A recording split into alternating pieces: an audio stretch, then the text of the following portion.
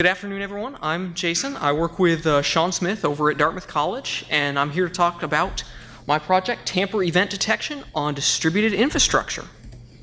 So I'm going to start by giving you the motivation for the problem, give you an introduction to the problem at least, talk about our approach to solving the problem, and finally the current status of our project.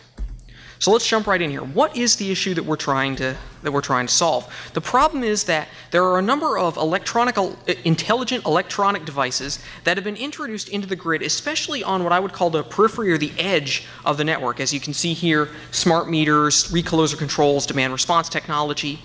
Now, at an internship that I was on with Schweitzer back in 2013, they came to us and said, hey, these devices actually present a major security problem for the power grid. And this is for three reasons. One, they live in a lot of different places. They're fairly easy to find. Two, they have very little in the way of physical security, so they're fairly easy to access once you find them. And three, they connect back directly to the SCADA network, so once you compromise these boxes, you can use them as a launch pad to probe deeper into a utility's network. Well, how bad could this be, right? Well, in March of 2014, there was an article saying that we could see a national scale blackout just from the compromise of 9 key substations. And these remote devices are a soft target that are kind of the first step to an attack like this. So this is a major problem.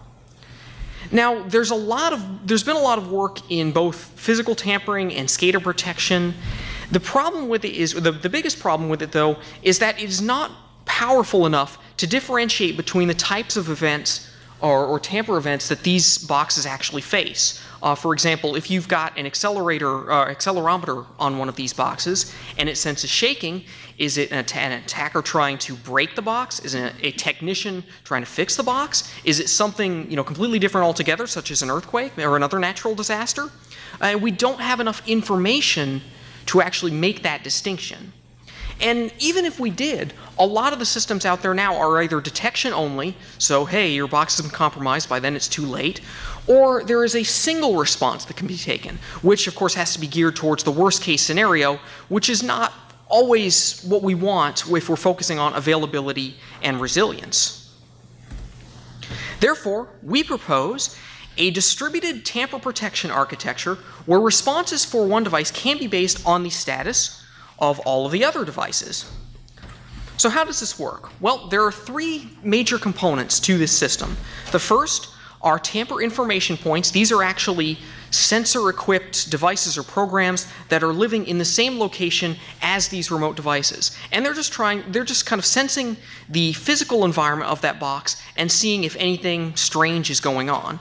Now, once if a threshold is exceeded or something else strange happens, normally these boxes can take care of a lot of the decision processes themselves.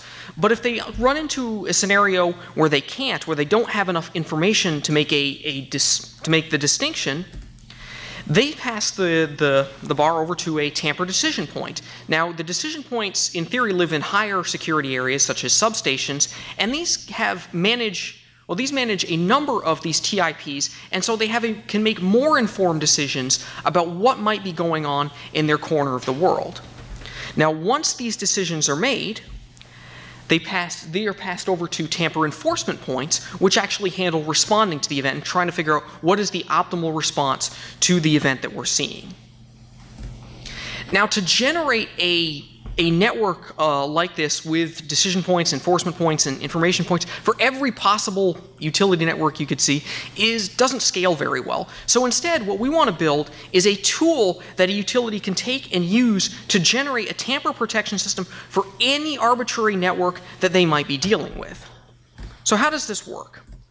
Well, the big thing that this tool needs is data. Incident data based on what sort of events are you looking at, how often do they happen, what sort of physical indicators do they generate, what sort of sensors are you using for your system?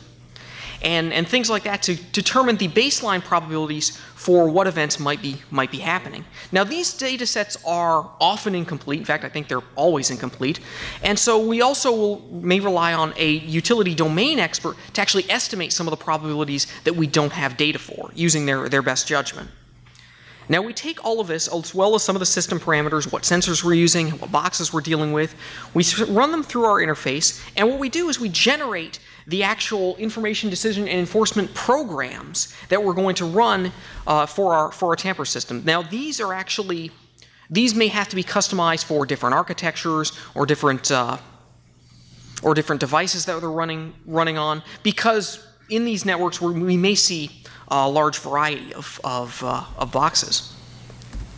So some of the interesting research questions that we're trying to answer now is how much relevant data can utilities collect, either stuff that they're collecting now or may possibly collect in the future, to facilitate the decision making for this system.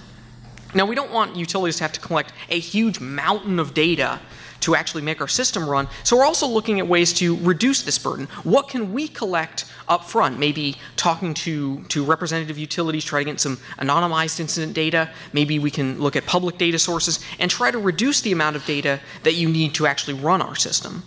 Also, the important question, how do we decide on the right response? And we could actually decide on a set of responses, as well as an ordered set of responses. And trying to figure out the utility of a response is fairly difficult. We have to deal with the applicability of the response, how well it mitigates the event we're dealing with, the cost of the response versus the cost of the event, and so on.